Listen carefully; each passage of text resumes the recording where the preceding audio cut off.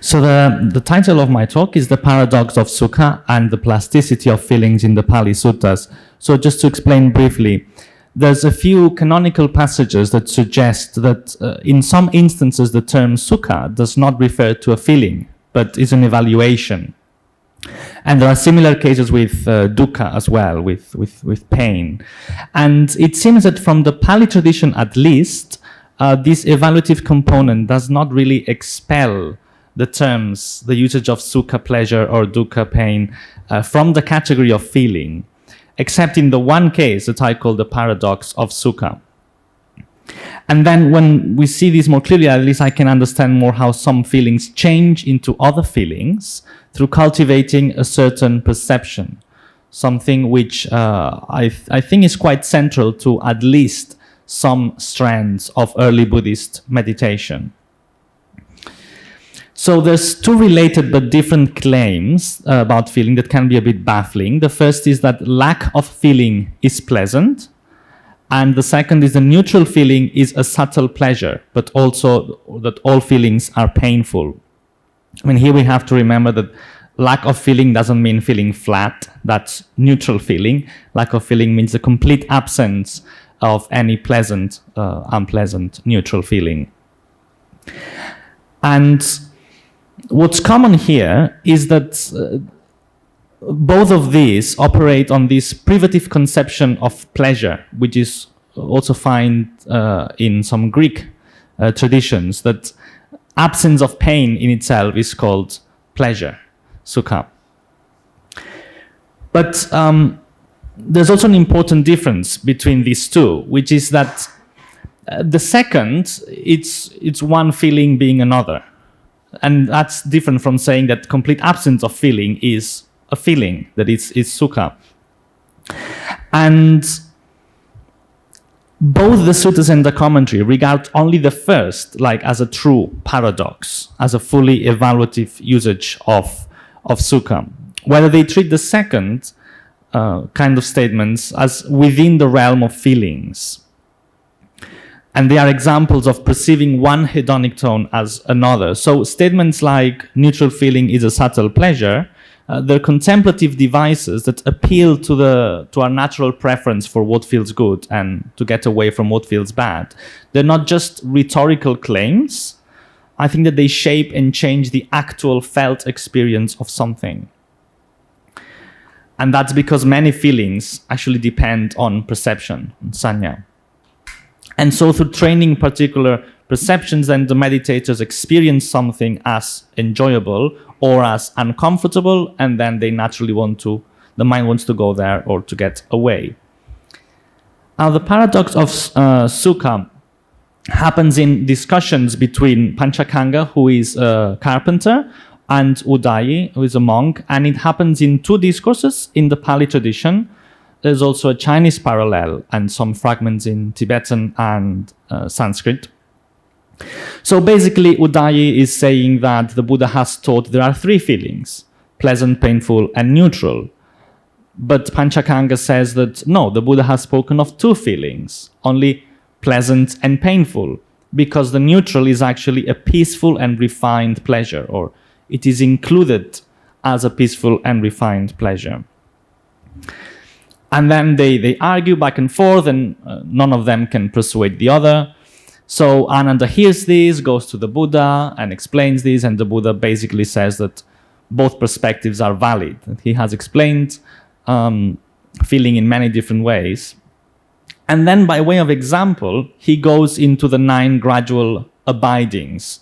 So we have the 4 jhanas, and then the 4 immaterial attainments, and the state of cessation. And of each state, he says, this is a pleasure more excellent and refined than the previous one. The 4th jhana, then all the immaterial attainments, until the cessation of perception and feeling. And then it also says it's more excellent and refined pleasure than the previous one. And here the text kind of anticipates like a possible criticism by others. And it says, oh, the ascetic Gautama speaks of the cessation of perception and feeling and classifies it as pleasure. How is this possible? This is the Buddha speaking. If wanderers of other schools say this, you should reply, friends, the Buddha does not classify only pleasant feeling as pleasure, but wherever pleasure is found, anywhere, the Buddha classifies it as pleasure. I find this explanation kind of dissatisfying, but the Chinese parallel resolves the paradox in a slightly different way. But basically saying there's different types of pleasure. One of them is the pleasure of liberation. But there's a more spelled out explanation of this in the Pali text that comes from Sariputta, in a text where he says that nirvana is a kind of pleasure. And a bhikkhu replies to him, again, how is this possible if there is no feeling present? So this text is either referring to nirvana as a state of cessation or as nirvana after death. And Sariputta's answer is that precisely when nothing is felt, that is indeed Sukha.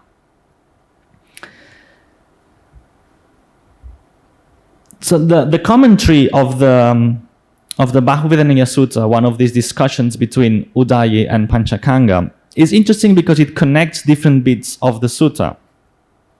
So it says, here the neutral feeling from the fourth jhana onwards is called pleasure in the sense of peaceful and refined, which is the terms that Panchakanga was using. Cessation is classified as pleasure in the sense of, or by way of unfelt pleasure, avedayita sukha. For pleasure arisen through the five senses and the 8 attainments is called felt pleasure, vedayita sukha. So be it felt pleasure or unfelt pleasure, it is classed as totally pleasant in the sense of pleasure reckoned as a condition free from pain. So this is quite spelled out, this privative notion of pleasure, absence of pain. I mean, the commentary is quite congruent with the sutta here because it says it's pleasure in the sense of peaceful and refined, but still it's still felt pleasure, which is what Panchakanga was defending. And only cessation is called unfelt pleasure. So states like the fourth jhana onwards, which are characterized by neutral feeling, are considered a type of felt pleasure, which is for us paradoxical. But in the sutta, there's no criticism targeted at these states. It's only targeted at the state of cessation. That's what seems to require explanation. How is the absence of pleasure, of feeling pleasure? So even if it's this pleasant, this neutral feeling is called pleasure in the sense of peaceful and refined, this doesn't entail that it's not a feeling. I mean, the Buddha validates Panchakanga's perspective that therefore there are two kinds of feeling, pleasure and pain. I mean, on logic, this only works if that is considered, pleasure is here considered a feeling. I mean, it's kind of confusing. So, for example, we have here Stephen Collins said that it is possible to mark the distinction between sukha as pleasant feeling and as a broader evaluative term quite precisely. And he puts that boundary between the third and the fourth jhana. I think it's possible he's influenced by Buddhaghosa here, who says that the pleasure of the third jhana is the highest. So he writes, ordinary sensual happiness and the happiness engendered by meditation are said to be matters of feeling, but only up until the third meditation level. And the weird thing to me is that just in the next page, he also translates a bit of the commentary that I just read in the previous slide, which contradicts him. It says that happiness, which is a matter of feeling, occurs through the 5 strands of sense pleasure and through the 8 meditation attainments. So it's not taking into account how the point the sutta is making is that there is a way of understanding whereby peacefulness and refinement make neutral feeling into pleasant feeling. And there are 2 other texts that help us understand how this works, how this happens.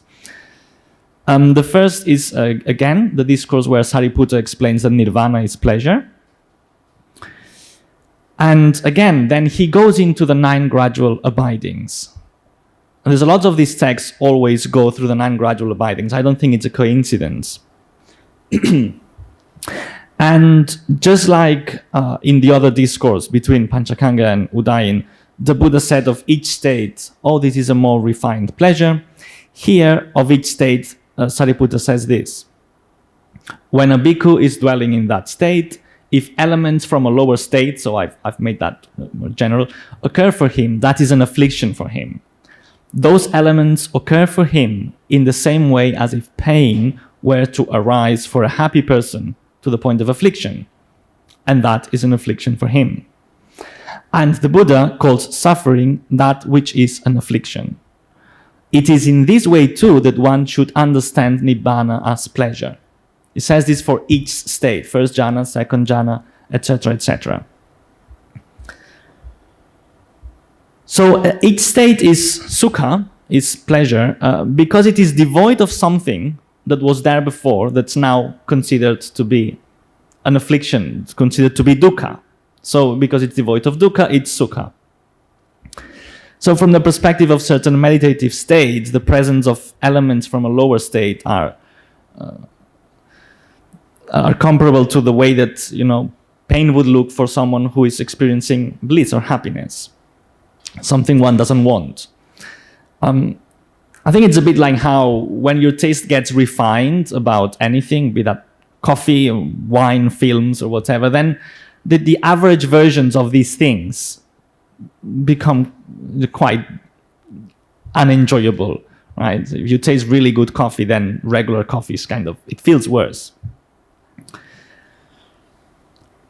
So we have a very similar text, which is the Tapusa Sutta, where the Buddha again goes through the 9 gradual abidings and repeats the same reasoning and the same comparison as Sariputta.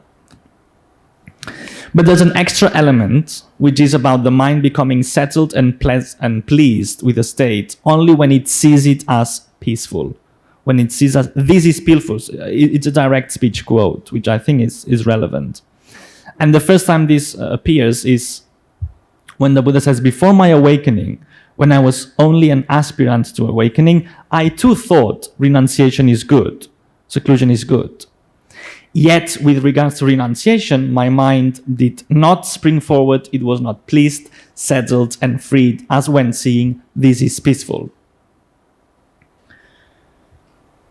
There's an interesting bit of grammar here that I don't have time to go into, but I think the main difference is that this seeing this is peaceful, this passati here, this seeing is not the same as just Maham etat ahosi, like, oh, I thought, it occurred to me. The commentary seems to treat these as synonymous, but I think passati carries much more kind of contemplative weight. It's a deeper seeing, which has an effect in felt experience. So basically all this is echoing something that Dhammadina says in the Chulavedala Sutta, that painful feeling is painful when it remains, and pleasant when it changes or when it ends. And this logic underpins, I think, many passages.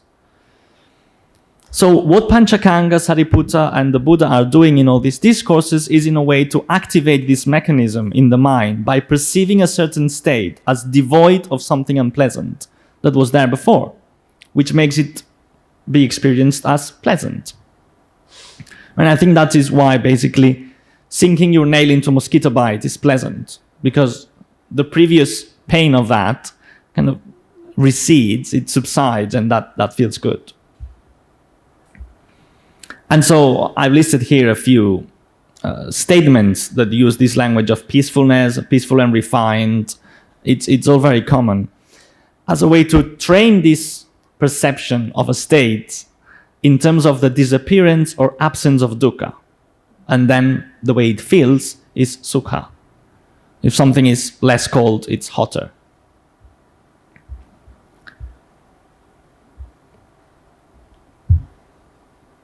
Okay. So very quickly, similar things can be said about pain. If I had more time, I could go into it. But there's this idea, scholars talk about, that dukkha is also, in many senses, an evaluative statement. Like all feelings are painful doesn't refer that they all feel painful. And here there is a canonical reference to this. It's with reference to how sankharas are impermanent, etc.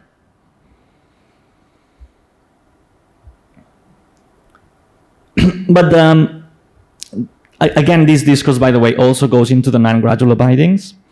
But the main difference with dukkha is that there is never a real paradox, because it's always within the realm of feeling.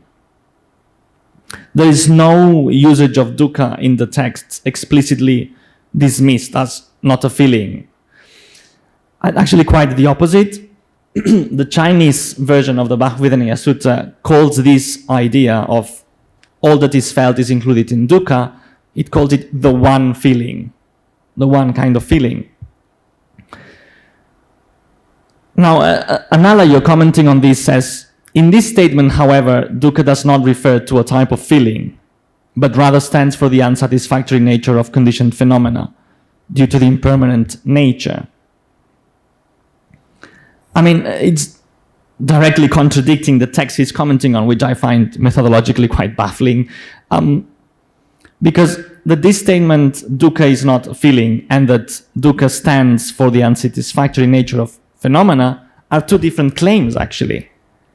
And Analayo is kind of inferring one from the other, but the text is precisely contradicting this idea.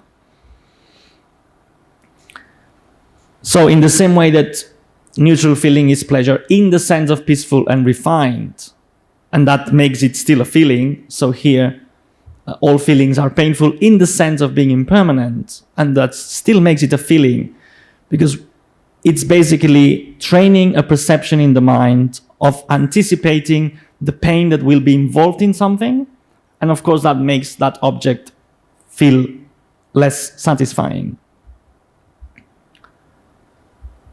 And I'm a bit short on time, so it's okay? Okay, so there's many feelings that depend on a perception. It's quite explicit in some texts. So the perception of something as desirable makes it feel good. And then there's the perception of things as impermanent and changing, etc., which give rise to a particular kind of feeling called renunciant feelings, nekammasita. And they can be of the unpleasant type. And I think that's the case here, that by reflecting on something as changing, that gives rise to unpleasantness. So then the mind more happily kind of lets go, because we don't want what feels bad. So to start to draw to a close, I think we can look at some of this also through the help of linguistics. Lakoff and Johnson explained the conceptual metaphor, this is understanding and experiencing one kind of thing in terms of another. So one of the kind of universal metaphors that they cite is happiness is a pleasurable physical sensation, which makes sense. The very basic sense of our organism is that something feels good. That's what happiness is. So to understand a better state of being as feeling better and a worse state of being as feeling worse is never just a way of speaking. It blends into one's actual experience. And it's clear that neither the discourses nor even the commentarial tradition thinks of meditative refined pleasure in a way that could be described, as Colin said, an evaluation rather than a feeling. They don't think in this dichotomy kind of way. And perhaps the best example of this is one of the explanations of the fourth jhana, which is emphasized that it feels neutral due to letting go of pain and pleasure, and due to happiness and unhappiness disappearing earlier. I entered and dwelt in the fourth jhana, which is neither painful nor pleasant, purity of equanimity and mindfulness. This is the Buddhist. But such a pleasant feeling that arose did not overpower my mind. This is the only case where the suttas call this not just sukha, but sukha vedana, a pleasant feeling. So it seems to me that the fourth jhana and other states, they constitute what cognitive linguists call a blended space. So various perspectives on something come together. So the fourth jhana can be seen as pleasant from a certain perspective and neutral from others. Or it might be neutral while in it, but pleasant in retrospect. Or if a bhikkhu is using the perception of this is peaceful to make it feel better so that the mind wants to stay there, then it feels pleasant. But if there's no need to use that perception, it might feel neutral. So these feelings are not fixed. There's a plasticity. So to me, in general, I mean, this helps me understand the dynamics of early Buddhist soteriology. It seems to be used in the discourses and to distinguish this idea from the idea of lack of feeling as a form of pleasure. And I think it shows that at least a certain strand within the Pali text is very aware that people have to play with their current affective tendencies rather than go against them. And so it uses these approaches. Okay. Thank you.